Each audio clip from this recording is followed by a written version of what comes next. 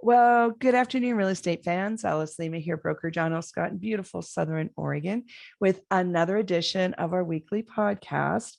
And today we're going to talk about what to do with your buying and selling when there's all this chaos in the world and in the nation. So we've got three things to consider when buying and selling during tumultuous times. And, quite frankly, we might as well talk about it. Everybody's thinking about it anyway. So here we go. Let's take a quick minute, give you a chance to subscribe to the channel. Thank you again. We're well over 100 subscriptions now. That's super cool. Super appreciate it. Please give us a thumbs up, send us questions, comments. You're free to pass this on to friends and family, especially this podcast. I think a lot of people are very unsettled and not sure what to do next. This will help. Okay, so with that aside, here we go. Three things to consider when buying and selling during tumultuous times.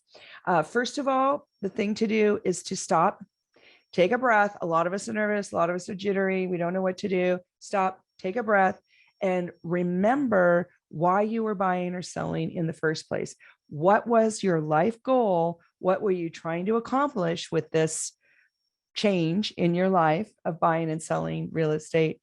What were you trying to accomplish? What was your life goal? Go back to your basic fundamental motivation. Boom. Do that first. It'll be calming. It'll be centering. It's not a purely logical contemplation. A lot of our life goals are a mix of needs and wants, but you will feel better instantly when you do this, and you'll have clarity. Super important. Go back to basics. Why were you doing this in the first place? Second, a little different question is, are you trying to time the market? Do you have a little bit of, I think I'm Warren Buffett going on? Are you saying, oh, you know what? And I'm bringing this up only because it's happened like 16 times this week. I've had buyers say, you know what? I think because of all the commotion in the world and the inflation and the blah, blah, blah, I'm going to get a better deal in 3 months. So I'm not going to do anything. I'm going to sit out for 90 days. And I'm going, okay, but please understand, I don't know that your life goals are best served by doing that. Maybe they are, maybe they aren't. But ask yourself this question. Are you trying to time the market? Because if you are, you need to know even professional investors are not commonly successful with that timing of the market thing. Now, again, to bring up Warren Buffett, because I'm such a fan, but I think his favorite saying, or what he's known for saying, is when everybody else is running out of the room, that's the time to run in. I think that's as close as he gets to timing the market. He just buys and sells on fundamentals.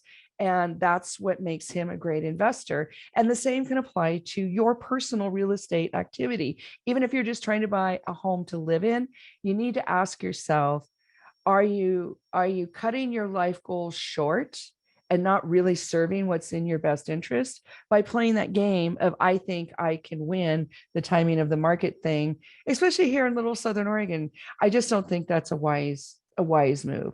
There are times when you need to back off for making a purchase. There are times when you need to not sell, but it has to do with your life and the general market conditions, not, am I going to get a better deal later?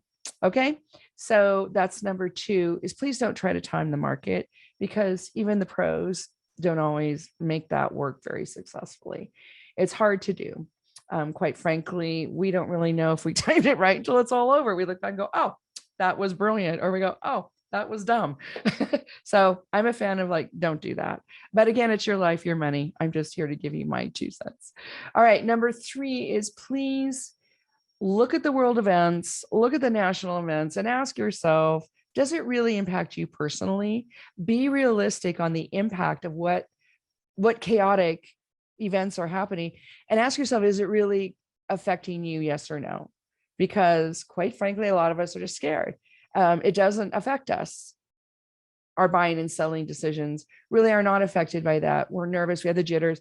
That's legit. I'm not saying that there's anything wrong with that, but you have to separate the two, because if you go through this process and it looks like your life needs are best served by moving forward with that sale or that purchase, then you just need to take a deep breath and go do it, because we're really here to try to forward our life, make our life better, make our life better for our family through real estate.